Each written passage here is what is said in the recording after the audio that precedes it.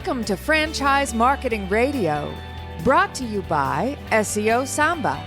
Comprehensive high-performing marketing solutions for mature and emerging franchise brands. To supercharge your franchise marketing, go to SeoSamba.com. That's SeoSamba.com.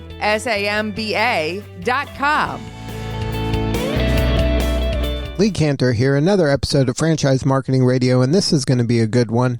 Today on the show, we have Dave Wescott with TransBlue. Welcome, Dave.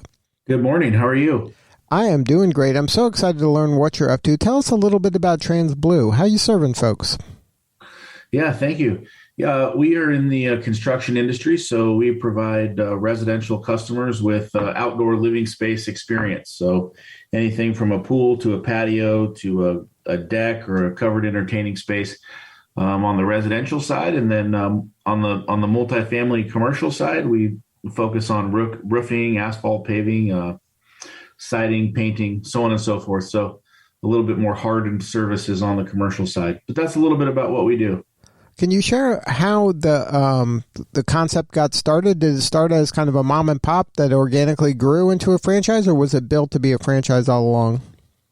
Yeah, great question. So I was in the facility management construction industry for many, many years. And in doing that, we serviced just Fortune 500 brands. And we worked with anywhere from 7,500 subcontractors on a given day doing, millions and millions of dollars in facility management construction. And I happened to be at a snow conference, and I was listening to a guest speaker, and he was sharing about the trouble that contractors had and the trouble that they had in business and getting started in business. Even if they had been in business for 20 years, they still struggled. They still weren't doing well with the P&L, weren't doing well with the balance sheet, weren't able to take vacations and working themselves to death. And I said, no, that's not my life. That's not the life I live. And I'm in the construction industry and I'm in the building industry. And, my experience has been great. And so at that moment, I said, I'm going to build something that can teach people who want to have their own business and want to be in the construction fields a better way to do things. And through some research and development, I found that franchising would be the best thing for me to be able to make that happen. And that is what I'm sorry, man. No, I'll let you get with that. But the follow-up question to that is, when you had this idea conceptually, how did you know that you'd be able to pull it off? Like, what gave you confidence that you'd be able to kind of transfer this knowledge and training and have kind of somebody execute it without your kind of vast knowledge and expertise?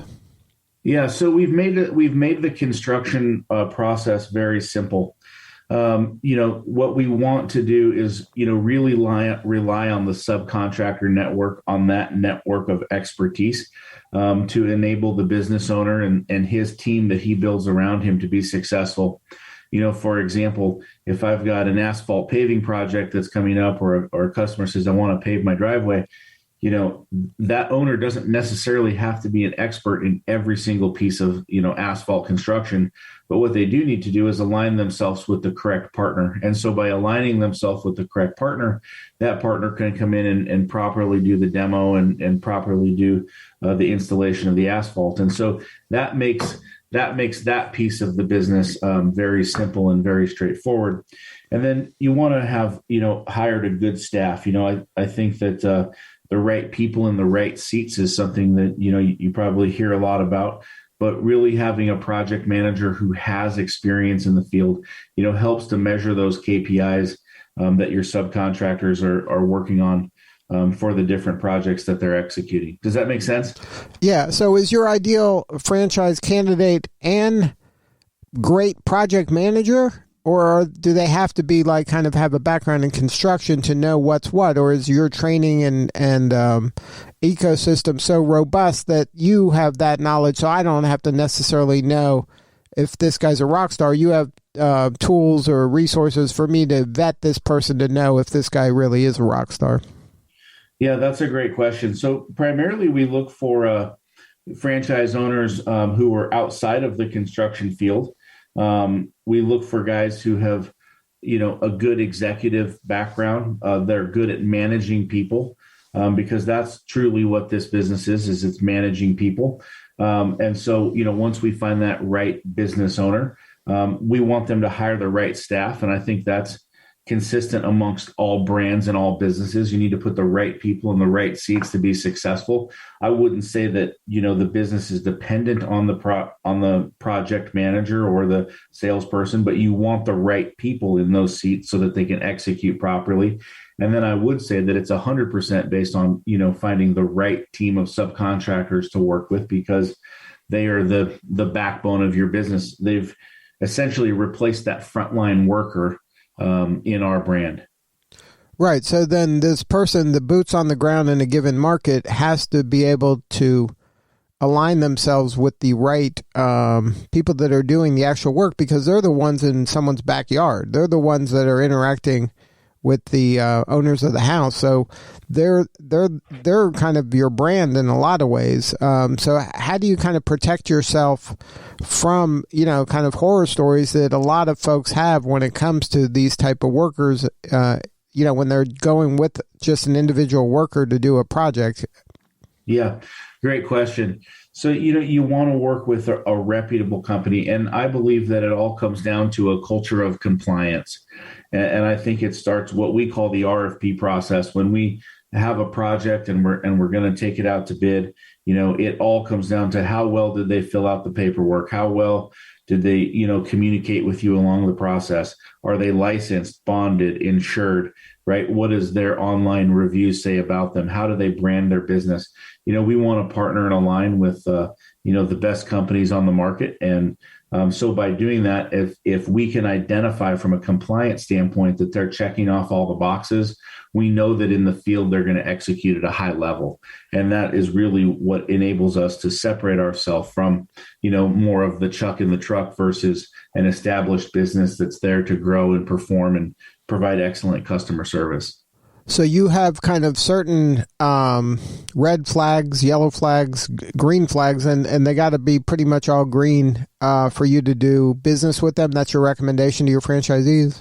That's right. We really want to have all those lights turn green. We want to have, we really want them to focus on the compliance side and just make sure all the boxes are checked. It's easier to do it right the first time than try to go back and fix it.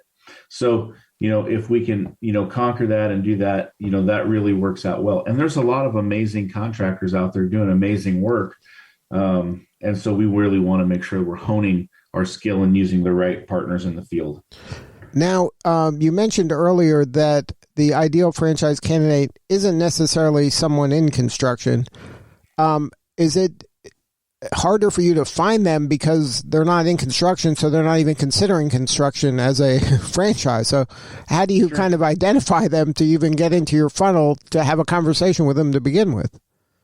Yeah, I think that a lot of people, look at the business that they want to be in and, they say, hey, what's the best vehicle or what's the best conduit for me to, reach the goals that I want to achieve, right? What do I want to get to? And I think whether you're looking at a restaurant or a restoration business or a construction business or whatever it might be, you want to look at that, you want to evaluate it, and you want to put yourself in the best position possible.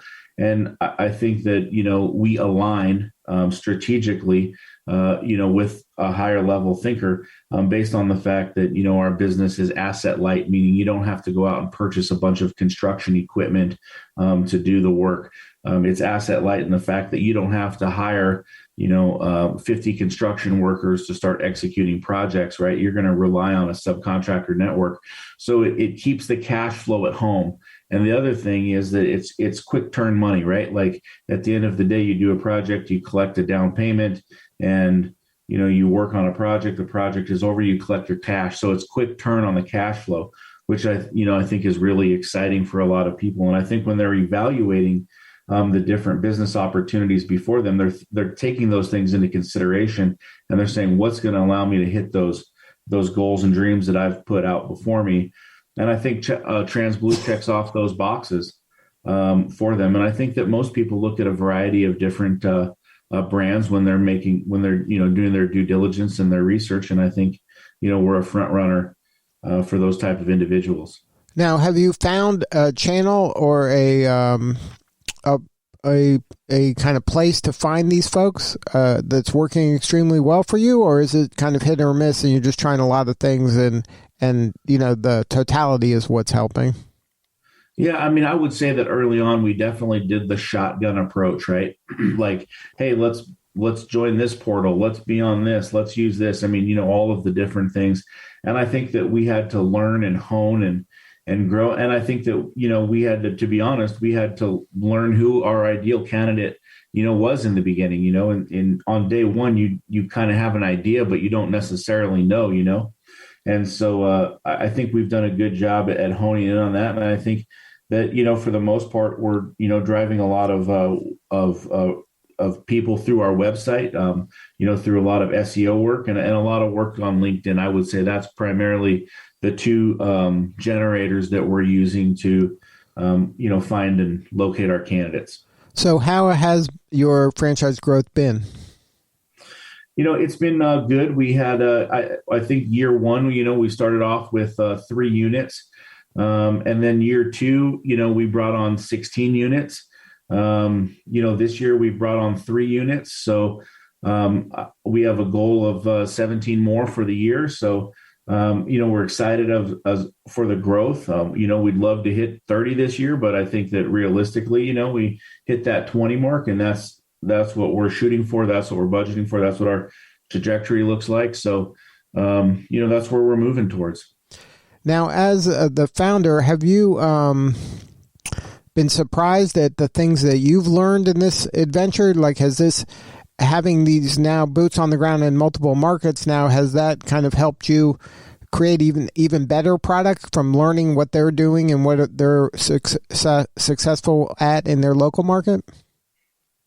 Yeah, I think, the things that we've really learned are, really diving into the KPIs, understanding, what they need, what the franchise needs from support, what they need in frequency of touches, what they need, and really trying to help fill those gaps and help them to be as successful as possible. I think that's the biggest learning lesson, is just putting those KPIs out there, and also, working with them on those KPIs so that they know, okay, we're trending towards X this month. So, we need to increase sales, or maybe we need to back off sales a little bit, but, just, really helping them to identify where they need to be in their business, I think has been a huge.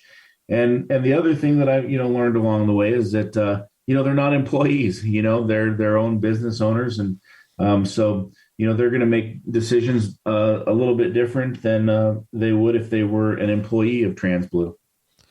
And can you talk about the importance of giving back as part of TransBlue's culture, and why that's important, and how that helps you maybe even identify the right franchisee? Yeah, no, that's a great question. I believe that if you're in business, but nobody knows you're in business, or if you were to close your doors tomorrow and nobody even knew that you existed, what would be the point in being in business? Absolutely, in my mind, no point, right? So, I believe that, business has an obligation to make the communities that they're in a better place. And, since this business has been started many years ago, that's been something that's been close to my heart, and something that's been very important to me. And I like to give to, things that make a local impact. So things that can bless the local economy, of where we're at. And I like to hit a variety of different places. So, we like to look out for, kids. So we support a lot of places that, help kids who may have been abused. We serve a lot of places that maybe where women have been abused. We serve a lot of places that, focus on, drug and alcohol abuse, anything that can make the community better. We focus with a lot of food banks. Over the last, I would say 3 years, we've supported, around 135 different organizations. And so that's, really an important thing, that we can make that impact locally, nationally, and then globally is also an important thing.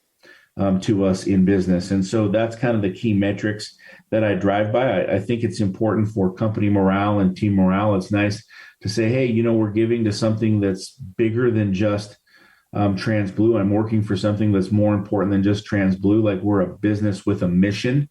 And that's really, where we go and what we believe in. And I think that our franchisees, they like that, too. And I think that they're like-minded individuals, and they, want to make their communities and places better.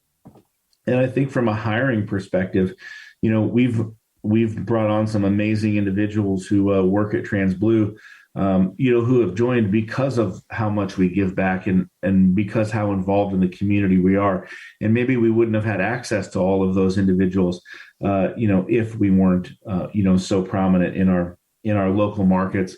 So it's super important to me, as a founder, as a business owner. I've got a, big, hairy, audacious goal, as Jim Collins would say, and I want to put $100 million a year into charities, noble causes, things like that every single year. I may never hit that goal, but if I can work at it one step at a time, then I feel like I've done my job.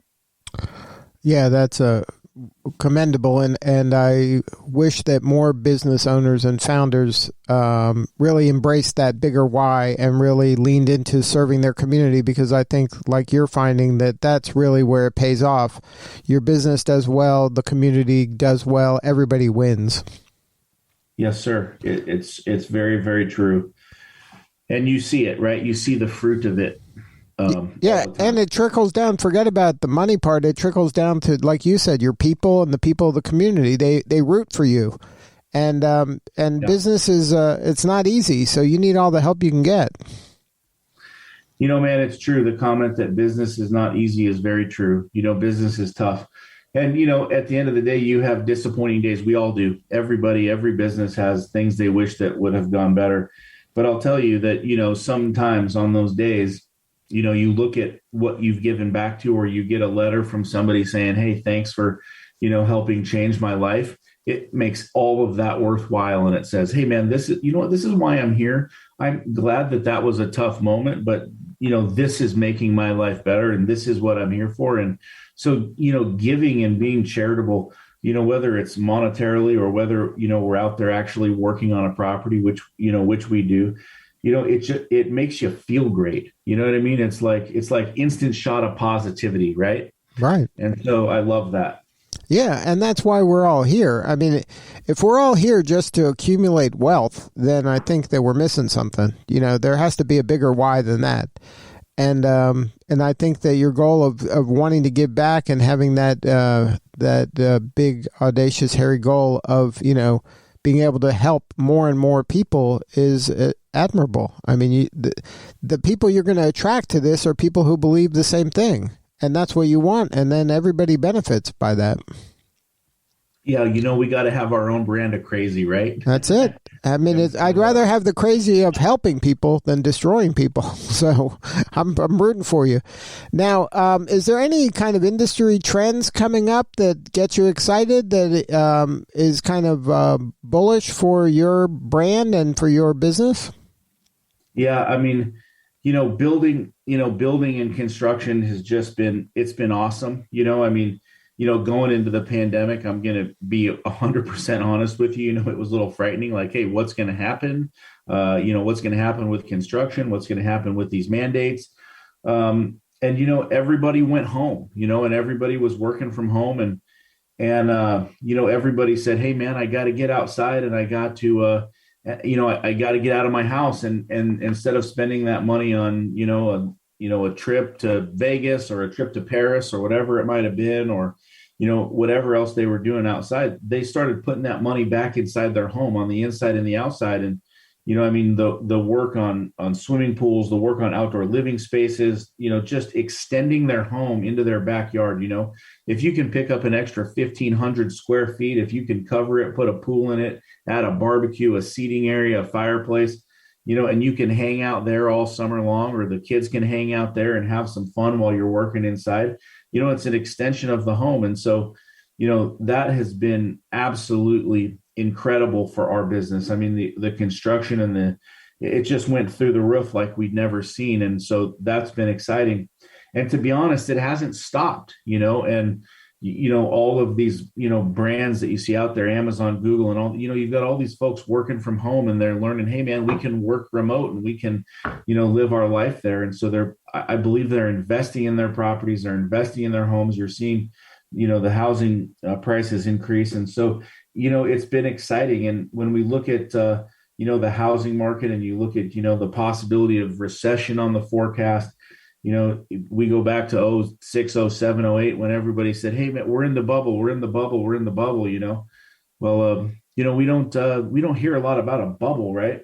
And a lot of these investments in these homes are backed by cash, right? You go into Amazon, someone's making $350K a year, right? They can afford that mortgage, right? So, I think that's really beneficial for us. And I think that investment in the home always pays off. It always increases the value. So for us, that's exciting. It's good. And that's where we see things, going. We have an optimistic outlook on the future. We've been through COVID now. COVID is starting to wrap up. We've got some gas prices and some different things, but, that'll level out here. And, I'm excited about the future.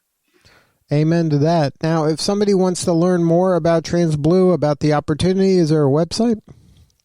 Yeah, absolutely. Transbluefranchise.com is the best place to go.